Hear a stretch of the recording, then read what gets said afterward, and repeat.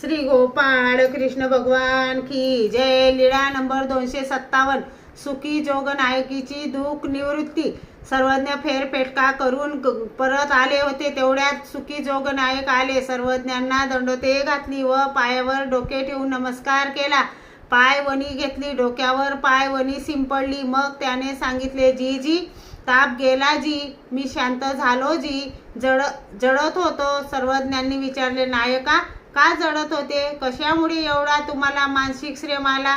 त्याने सांगितले, जी मी आंध्र प्रदेशात गेलो, तेथे सर्व बाबतीत मला सुख स्वास्थ्य लाभले, पुष्कळ द्रव्यही कमावले।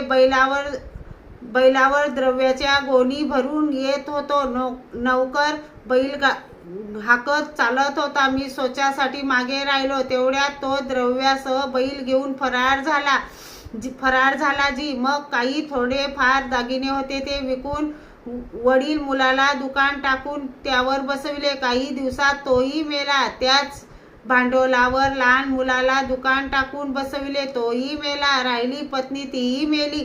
असा फारच दुःखी झालो जी। नेहमी देवळात जात असतो, तरी तेथे जाऊनही सुख समाधान नाही। पुराण ऐकण्यासाठी जातो, संत महंत संन्यासांजवळ बसतो, पण मला कुठेच समाधान लाभले नाही जी।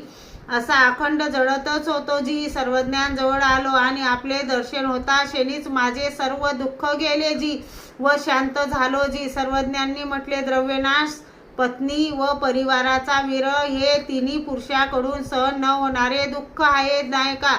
आमच्याजवळ ज्या वेळी तुम्हाला यावेसे वाटेल त्या वेळी येत जा। यावर त्याने सांगितले, आता आपल्या जवळच येत जाईन जी। श्री गोपाळ कृष्ण भगवान की जय।